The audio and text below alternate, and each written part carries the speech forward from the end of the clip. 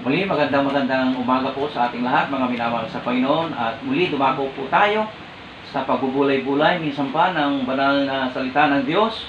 At ang pagbabatayan po ng ating pag-aaralan ngayon ay masusumpungan natin sa Ebanghelyo ayon kay San Mateo, pangkat na 5, talatang 43 hanggang 45. At ito po ang sinasabi po sa atin ng banal na kasulatan. Ye have heard that it hath been said, Thou shalt love thy neighbor as and hate thine enemy. But I say unto you, love your enemies, bless them that curse you, do good to them that hate you, and pray for them which despitefully use you and persecute you, that ye may be the children of your Father which is in heaven. For he maketh his sun to rise on the evil and on the good, and sendeth rain on the just and on the unjust. Pamagat po ng ating pag-aaral ngayong umaga ay loving your enemies. Loving your enemies. Manalangin po tayo. Dakilang Diyos ay pagpalang Ama, pagpalain mo muli sa aming mga puso ang bahagi ng banal na kasulatan nito, na ngayon po ay aming pong pagbubulay-bulayan, at hayaan niyo po muli na ikaw ang aming maitanyag, ang aming maitanghal, at mabigyan namin lahat ng karangalan. Muli patawarin mo ako sa aking mga kasalanan, maging karapat-dapat po ako muli na mensahero na yung banal na salita. At hayaan niyo po dakilang Diyos na sa lahat ng mga bagay nito, ikaw ang aming mapapurihan. Sapagkat minsan pa, ang lahat na ito ay aming dalangin sa tanging pangalan po ng aming Panginoon Jesus. Amen at Amen. Thank you very much. Loving your enemies. Sabi po ng ating Panginoong Jesus, love your enemies. Napakadaling sabihin, 3 salita, ngunit napakahirap gawin. Siguro po sa lahat ng mga iniutos sa atin ng Panginoong Jesus, ito ang isa sa pinakamahirap, kung hindi man pinakamahirap na sundin, na Kanya pong ibinigay po sa atin. Sabi po ng ating Panginoon, love your enemies. Who are our enemies? Siguro po sa isang broad sense o broadest sense, ay ang ating enemy siguro po ay yung lahat ng mga tao po na maaring tumalikod sa atin o nagbigay po sa atin ng sakit ng kalooban. At mga minamahal sa Panginoon, may mga kaibigan po tayo. Sabi nga po, many friends come and go, but enemies sometimes we accumulate. Sa mga kaibigan natin, isang kaibigan natin, tapos napunta ng ibang lugar, mayroon ulit tayong kaibigan. Sa mga nagagalit sa atin o maaaring nagbigay sa atin ng sama ng loob, palaging nandyan. Okay? So, ang pinaka-natural na ginagawa natin minsan ay, lalo na po yung mga tao po na talagang nabigyan tayo ng sobrang sama ng loob, sobrang sakit sa ating mga puso. Minsan, nagtatanim tayo ng galit, no? Hanggang dumating minsan na kinamumuhian po natin sila. Okay? Pero ang sabi ng Panginoon, love your enemies. Paano natin gagawin po ito kung talagang yung mga tao na yun ay talagang sobra na nagbigay sa atin ng pasakit? Ano ang ating gagawin? 7 bagay lamang po. 7 bagay. Unang-una na dapat natin gawin, don't avoid them. Okay, wag po natin silang iwasan. Halimbawa po, kung sa ating paglalakad, nagkatagpo yung ating daan, nag-cross yung ating mga landas, siguro po, ay ibigay natin yung magiliw nating pagbati, batiin po natin sila. Okay? Ibigay natin yung pinakamatamis po natin at pinakamagandang ngiti. Kung may pagkakataon, bagamat ngayon ay pandemic, ay imbes na shake hands, ay pakaway-kaway na lang. Ano po? Yun po pinakamagandang first step. Don't avoid them. Greet them. Batiin nyo sila. Huwag nyo silang iiwasan. Pangalawa, do the very thing they least expect. Do the very thing they least expect. Okay? Speak well of them when no one expects it. Huwag po tayong makipagbatuhan ng mga masasamang salita. Okay? Hindi po dapat yan sa ating mga mananampalataya, lalo na. Sabi nga po sa buhay ng isang dakilang general na si Robert E. Lee, isang commander ng Confederate Army during the American Civil War.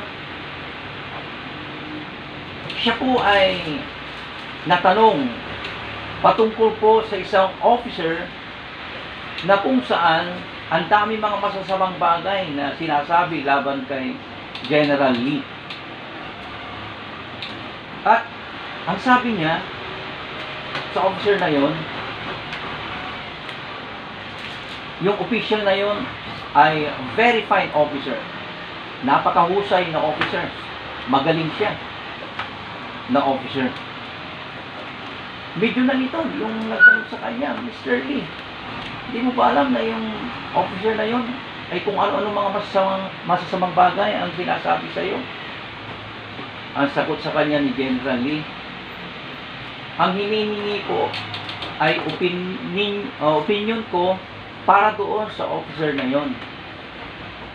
Hindi nyo hiningi yung opinion niya para sa akin. So napakabuti ng ginawa ni General Lee. Talaga namang mahusay yung officer na yun. Kaya sinabi niya kung ano ang totoo. Dapat ganun din po tayo. Huwag tayong makipagbatuhan ng mga masasamang salita. Huwag tayong tooth for a tooth and an eye for an eye. Do the very thing they least expect from you. Pangatlo po, do good to them. Kasi yung sinabi ng Banal na Kasulatan, but I say unto you, love your enemies, bless them that curse you, do good to them that hate you. Okay. Pag sinabi natin doing good to your enemies, ibig sabihin po ay seeing them be beyond your pain. Ano po? Seeing them beyond your pain. Tignan nyo sila na kung saan sila po ay mga tao na nilalang ng Diyos sa kanyang imahe at wangis na katulad natin. Okay? Na mahal din sila ng ating Panginoon. Pag sinabi natin doing good to your enemies, ang ninanais lamang natin sa kanila at iniisip natin ay yung kanilang sariling kapakanan. Yung sarili nilang kabutihan. Hindi upang sila ay mapasama. Okay? Do good to them. In other words, make the first move. Sabi nga ho, ay ating gumawa tayo ng daan. Kung may puwang, bridge to the gap. Okay. Pero ang tanong natin, paano po pagka hindi sila nag-respond na mabuti? Masama pa rin ang kanilang turing sa atin. Despite of the fact na talagang inilalapit nyo na ang inyong sarili, ginagawa nyo sila ng mabuti. Tatanda po natin, ang ating ginagawa lamang ay kung ano yung sinabi ng Panginoon, na love your enemies. We are not in charge of how people respond to us. Let the Lord take care of the results. Sinabi ng Panginoon, do good to them. Then do good to them. Number 4, don't criticize them with evil words. Don't. Don't criticize them with evil words. It means you refuse to speak evil. Evil words against those who have wronged you. Tulad ng binanggit ko kanina. Hindi tayo gagawa, hindi tayo magsasabi ng mga bagay, ng mga masasamang salita, maski masasakit na salita, yung ibinabato nila sa atin. Ang hirap kasing magpatawad kung palaging batuhan ng mga masasakit na salita eh. Sabi nga ho, forgiveness in many cases is not possible because we talk over and over again how people hurt us so much. Palagi natin nababanggit kung may kausap tayo, sinasabi natin sa kanila ang patungkol sa tao na yun na talagang tayo po ay sinaktan niya ng gusto. So, ang nangyayari, nawawala yung oportunidad na tayo ay makapagpatawad. Okay? So, we have to stop talking bad words against those who cause us pain. Okay? And start forgiving. Tigilan na rin natin yung magsabi rin ng masasamang salita laban sa kanila. At magsimula tayo magpatawad. Tatandaan po natin, hating them accomplishes nothing. But forgiveness accomplishes many things. Forgiveness accomplishes many things. Halimbawa, di ba, pag nagpatawad tayo, nakakaroon tayo ng kapayapaan. Nagiging tama ang relasyon natin sa Panginoon. Nagiging tama ang relasyon natin sa mga tao. So, don't criticize your enemies with evil words. Number 5, thank God for your enemies. Thank God for your enemies. Pasalamatan po natin sila. Ba, Pastor, pwede ba mong pasalamatan natin yung mga kaaway natin? Opo. Sapagkat kung naniniwala po tayo na ang Panginoong Diyos ang siyang may kontrol ng lahat ng mga bagay, ibig sabihin po nito, alam niya na magkakaroon tayo ng kaaway at magkakaroon tayo ng mga tao na magsasalita laban sa atin o gagawa marahil ng mga bagay na tayo po ay mabibigyan nila ng sakit ng kalooban. Alam ng Diyos po yan. Tatandaan po natin, kung si Job ay hindi niya pwedeng saktan, kung si Satan ay hindi niya pwedeng saktan si Job nang walang pahintulot ang Diyos. Kung si Satan ay walang pahintulot o hindi niya pwedeng galawin at ligligin si Peter nang walang pahintulot ang ating Panginoong Hesus, ganun din po sa atin. Wala pong tao na magbibigay sa atin ng sakit ng kalooban kung ang Diyos ay hindi niya pinahintulutan yan. Pinapahintulutan ng Diyos yan upang lalo tayong lumago sa ating Panginoon. Yung pagkakaroon po natin pagkakaroon ng mga nagagalit sa atin ay isa lamang yan sa kaparaanan ng Diyos para tayo po ay mag-mature spiritually. Kaparaanan ng Diyos yan para lalo tayong lumapit sa Kanya. Okay? I believe God that He places enemies in your life, in our lives, so that we could grow spiritually. Therefore, behind the enemies is the power of God. Thank God for your enemy. Sabi nga po ng isa dapat kunan mo ng larawan yung iyong kaaway at ilagay mo, idikit mo sa pintuan ng iyong refrigerator para pagbukas mo palagi ng refrigerator, makikita mo palagi ang kanyang mukha at masasalamatan mo ang Diyos sapagkat yung mukha na yan ay isa sa ginagamit ng Diyos para lalong tumatag ang iyong pananampalataya sa Kanya.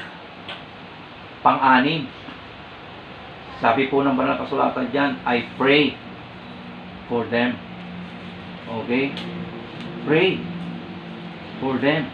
Do good to them that hate you, and pray for them that curse you. Maring sasabihin natin, they don't deserve my prayers.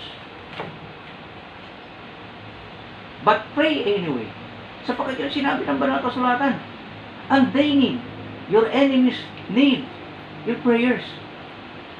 Kung hindi natin ipapanalangin yung ating mga kaaway, yung mga tao na minsan nagagalit sa atin, sino mananalangin sa kanila?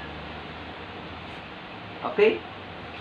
Kung hindi natin ipag-pray-pray yung mga nagagalit sa atin, how will they ever change? Maaring pag ipinanalangin sila, magbago sila. Gamitin ng Panginoon. Mabag ang Panginoon sa kanila, magbago sila. Okay? Kung hindi natin ipapanalangin yung mga tao po na talagang sinaktan tayo ng gusto, paano tayo mapapalaya ng Panginoon sa bitterness na nararamdaman natin para sa kanila? Huwag po nating hayaan na yung bitterness na yan laban sa kapatid o sino mang tao ay wasakin tayo at sirain tayo, lalo na po ng ating pong kaugnayan sa Panginoong Jesus. Pinakamainam na gawin, pray for them. Pang-anim, ask God to bless your enemies. Ask God to bless your enemies. Sabi po ng banal na kasulatan dyan, bless them that curse you. Okay? When someone has mistreated you or did something that really hurt you, ipanalangin natin sila pa rin. At hilingin natin sa Diyos na pagpalain po sila. Alam niyo kung bakit? Sapagkat maaring ito ang magbukas ng pintuan ng pagpapala ng Diyos din para sa iyo. Okay? Someone has said, the greater the hurt, the greater the potential blessing that will come when we forgive them from the heart. And by God's grace, bless those who curse us. Sabi nga ho, habang ang nararamdaman nating hapdi ay lalong lumalalim, lalo rin po na nagkakaroon ng matinding posibilidad na tayo ipagpalain ng Diyos kung atin po silang ipapanalangin na pagpapalain din po sila. Ipinapanalangin natin sila na mawala hindi lamang yung galit natin sa kanila, kundi sila rin ay ipagpapalain. Sumusunod tayo sa sinabi ng Panginoon na love your enemies, bless them, pray for them. And lastly, dapat natin gawin ay, ang sabi po ng banal na kasulatan, don't hate them. Okay? Madalas, nandun po yung hatred sa ating puso. Kaya hindi tayo nagkakaroon ng kapayapaan. Kaya madalas yung pagpapala ng Diyos ay nahahadlangan dahil may hatred sa ating puso. Tatandaan po natin, iba yung ating kalalagayan sa ngayon. Anak tayo ng Panginoon. Iba yung damdamin ng nasa sanlibutan. The word says, get even with your enemies. Kung ano yung ginagawa nila, gawin ninyo, a tooth for a tooth, an eye for an eye. Pero sabi ng Panginoon, seek the good of those who harm you. Seek the good of those who have hurt you so much. The world says, get angry with them. Magalit din kayo sa kanila. But God says, pray for them. Ipanalangin nyo sila. The word says, hate your enemies. But the Lord Jesus Christ says, love your enemies. Alam niyo po, nung ang Panginoon Jesus ay nandito sa lupa, marami pong mga nagalit sa Kanya. Maraming galit sa Kanya.